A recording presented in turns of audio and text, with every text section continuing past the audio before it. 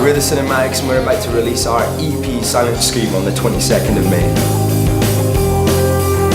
Well, we're a four-piece band from Glasgow, Scotland.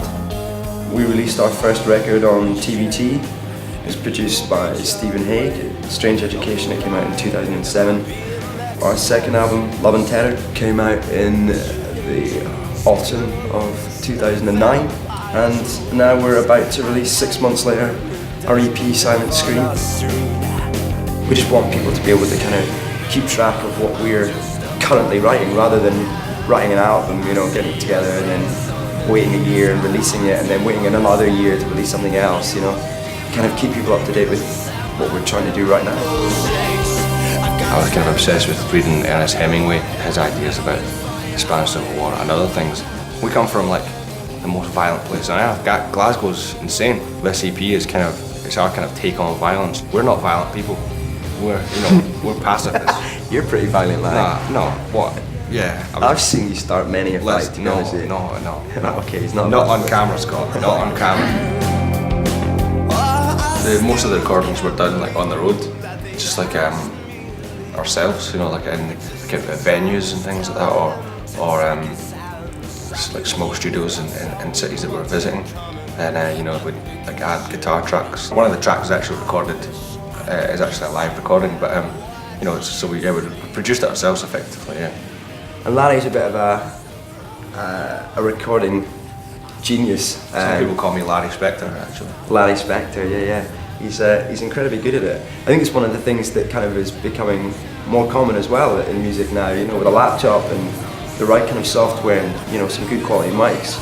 Bands can do it themselves. In fact, someone once said to me, we're probably the biggest band you might never have heard of, which I thought was quite accurate and really good in a way. You know, if you go online, you'll see we've been all over the place. And I think that experience has really helped us as a band. You know, when you watch us live and the stuff that we write and when we come to record, you know, the fact that we can be on the road and the year, I think, where all these things come together and people turn around and go, wait a minute, there's an absolutely amazing band here writing incredible songs all the time, releasing, you know, a prolific amount of output, and you know, I kind of hope that this will be the year that it kind of all comes together, and this EP will be the start of it.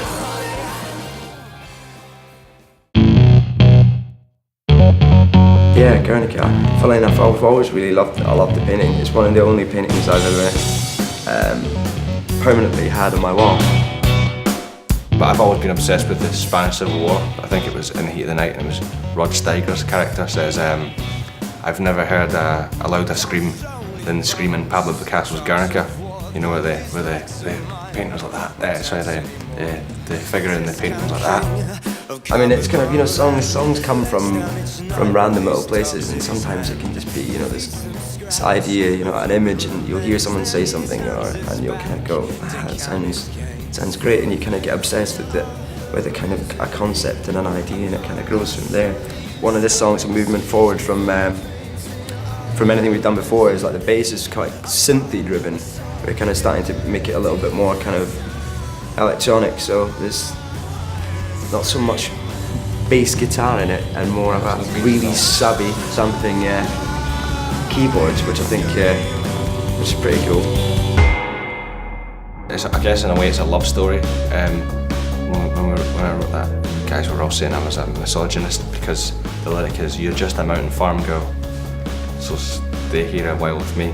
And that is kind of, again, that's a kind of naive song. It's like, yeah, it's a song about two young lovers in a world, and kind of, you know, trying to console themselves and the kind of conversations between them. I think that's one thing, you know, kind of lyrically, I think that our band are trying to do now is kind of stop going like, I love you, you love me, you dumped me, I'm really sad. I think a lot of bands kind of just sort of regurgitate the same old rubbish. Or a kind of joke I was having with Adam, our bass player, because we were sitting around the room and he came up with this little melody, do do do do do do do, and I said, that sounds good. That sounds. He put it on a guitar. And I said, that sounds good, it sounds kind of Japanese. And he's like, no, it's more Chinese. And I said, well, no, it's Japanese. Anyway, So when we were recording it, I got an instrument called a koto, which is a Japanese instrument, and I was like, this will teach him. So I played it on a Japanese koto, and then we just kind of laid it down and built it up from the ground. So the whole song, the whole premise of the song is built on me proving that this melody was a Japanese melody. It's a story about set back in the olden days, I don't know, 150 years ago or something like that. With imagine the situation with like a Native American man falling in love with a white woman and them having like an affair, and then that becoming unacceptable. And then when the realization hits in this woman's head that, wait a minute, I'm having an affair with a Native American man, like an Apache or something like that. So she stabs him to kill him, which is a violent act. In anybody's book, and even in Glasgow, that's moderately violent, stabbing somebody.